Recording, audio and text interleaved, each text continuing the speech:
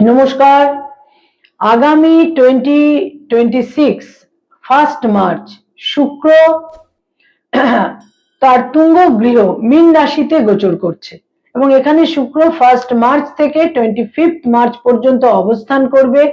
কর্কট রাশি কর্কট লগ্নের জাতক জাতিকাদের নবমে ভাগ্যস্থানে শুক্র গোচর করছে এবং শুক্রের মতো গ্রহ যখন ভাগ্যস্থানে তার তুঙ্গ গৃহে গোচর করে এবং সেখানে শনির সঙ্গে তার সহাবস্থান হয়, এটা কিন্তু নানা রকম ভাবে ভাগ্যোন্নতি, ভাগ্যের ফেভার ইত্যাদি তারা নিশ্চিত রূপে পাবেন।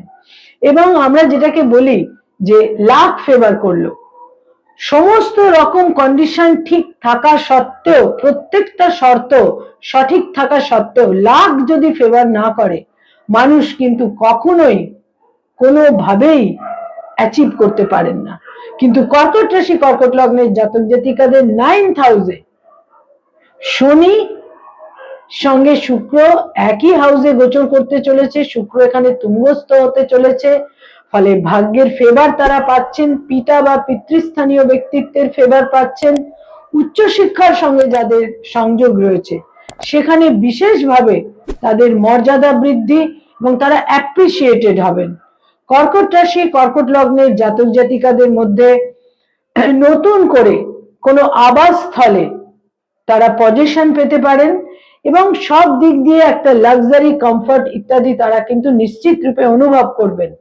এবং কর্কট রাশি কর্কট লগ্নের জাতক জাতিকাদের 8th হাউসে যে একটা ম্যালিফিক সিচুয়েশন হয়ে রয়েছে, সেই ম্যালিফিক সিচুয়েশনের মধ্যেও 9th হাউসের ফেভার, শুক্রের গোচর কিন্তু আকস্মিক প্রাপ্তি, ভাগ্যোন্নতি, অ্যাপ্রিসিয়েটেড হওয়া এবং কিছু বিনোদন, কিছু আনন্দ, কিছু ভ্রমণ, কিছু হ্যাপিনেস, কিছু লাক্সারি, কিছু কমফর্ট তাদের নিশ্চিত রূপে দেবে। এবং আয়ের ক্ষেত্রে, ইনকামের ক্ষেত্রে শুক্র তাদের একাদশেরও অধিপতি এবং তাদের এই একাদশে শনিরও 3rd আসপেক্ট রয়েছে, তৃতীয় দৃষ্টি রয়েছে। সুতরাং সেখানে একাদশের অধিপতিকে নিয়ে শনি যখন একত্রে তাদের 9th হাউসে অবস্থান করবে, ফলে ইনকামের ক্ষেত্রে, রোজগারের ক্ষেত্রে, অর্থাগমের ক্ষেত্রে, আয়ের ক্ষেত্রে বিশেষভাবে বৃদ্ধি এবং প্রসার। কোনো বিশিষ্ট বন্ধু বান্ধবের সহযোগিতা, বয়সে বড় ভাই বোনেদের ফেভার এবং কোনো প্রভাবশালী ব্যক্তিত্বের ফেভার, তার সঙ্গে একটা কোনো সংযোগ ইত্যাদি তৈরি হবার প্রবল সম্ভাবনা থাকছে। নমস্কার।